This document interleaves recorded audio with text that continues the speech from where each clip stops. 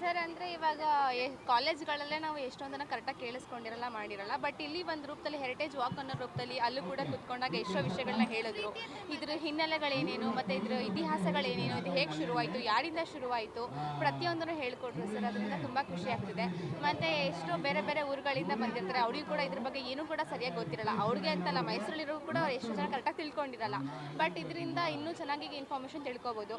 ಹಾಗೆ ಕೆಲವೊಬ್ಬರು ಬಂದಿರಲ್ಲ, ಅಂದರೆ ಕೆಲವು ರೀಸನ್ಸಿಂದ ಬಂದಿಲ್ಲದಿರೋರಿಗೆ ಇದೊಂದು ಪೋಸ್ಟ್ ಕಾರ್ಡ್ ಅಂತ ಕೊಟ್ಟಿದ್ದಾರೆ. ಅದರಿಂದ ಕೂಡ ತುಂಬ ಯೂಸ್ ಆಗ್ತಿದೆ. ಈ QR ಕೋಡ್ ಸ್ಕ್ಯಾನ್ ಮಾಡಿ ಒಂದು ಆ್ಯಪ್ ಡೌನ್ಲೋಡ್ ಮಾಡಿದ್ರೆ ಇವ್ರು ಹೇಳಿರೋ ಕೆಲವೊಂದು ಮಾಹಿತಿ, ಇನ್ನೂ ಹೆಚ್ಚಾಗಿರೋ ಮಾಹಿತಿಗಳನ್ನ ತಿಳ್ಕೊಬೋದು.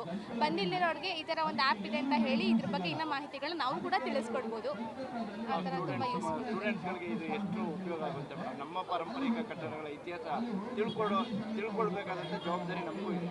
ಅದನ್ನು ತಿಳ್ಕೊಳ್ತಾ ಇದ್ವಿ, ಅದ್ರ ಬಗ್ಗೆ ಸರ್ ಅಂದರೆ ಇವಾಗ ಸ್ಟೂಡೆಂಟ್ಸಿಗೆ ಆ್ಯಕ್ಚುಲಿ ತುಂಬ ಯೂಸ್ ಆಗುತ್ತೆ ಸರ್. ಇದು ಅಂದರೆ ಅವ್ರಿಗೆ ಎಲ್ಲ ಅಂದರೆ ಇವಾಗ ಅವ್ರ ಮನೇಲಿರೋರ್ಗೂ ಕೆಲವೊಬ್ರು ಗೊತ್ತಿರಲ್ಲ ಇದ್ರ ಹಿನ್ನೆಲೆಗಳೇನು, ಇದನ್ನು ಎಲ್ಲಿ ಬಂತು, ಹೇಗೆ ಬಂತು, ಯಾರಿಂದ ಶುರುವಾಯಿತು ಅನ್ನೋದು ಅವ್ರಿಗೆ ಗೊತ್ತಿರಲ್ಲ ಸರ್. ಅದನ್ನು ಸ್ಟೂಡೆಂಟ್ಸ್ ತಿಳ್ಕೊಂಡು ಹೋಗಿ ಅವ್ರಿಗೆ ಹೇಳ್ಕೊಟ್ಟಾಗ ನಮ್ಮ ಮಕ್ಕಳು ಒಂದು ಕಲಿತರು, ಈ ಥರ ಒಂದು ಯೂಸ್ ಆಯಿತು ಅನ್ನೋದು ಒಂದು ಬೆಸ್ಟ್ ಮೆಮೊರಿಯಾಗಿ ಉಳ್ಕೊಡುತ್ತೆ ಸರ್.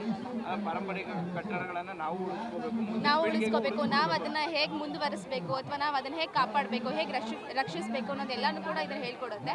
ಹಾಗೂ ಇವರು ಇನ್ನೂ ಮುಂದಿನ ಜನ್ರೇಷನ್ಗೆ ಇದು ಕೂಡ ಯೂಸ್ ಆಗುತ್ತೆ. ಆ್ಯಂಡ್ ಇವರು ಮುಂದಿನ ಜನರೇಷನ್ಗೆ ಅದನ್ನು ಹೇಳ್ಕೊಡ್ತಾರೆ ಸರ್. ಏನು ಮಾಡಬೇಕು, ಈ ಥರ ಇತ್ತು, ಇದನ್ನು ನಾವು ಕಾಪಾಡ್ಕೋಬೇಕು, ರಕ್ಷಿಸ್ಕೋಬೇಕು ಅನ್ನೋದನ್ನೆಲ್ಲ ನಾವು ಹೇಳ್ಕೊಡ್ಬೋದು ಸರ್. ತುಂಬ ಯೂಸ್ಫುಲ್ ಇದೆ ಸರ್ ಸ್ಟೂಡೆಂಟ್ಸ್ಗೆ ಇವೆಲ್ಲ.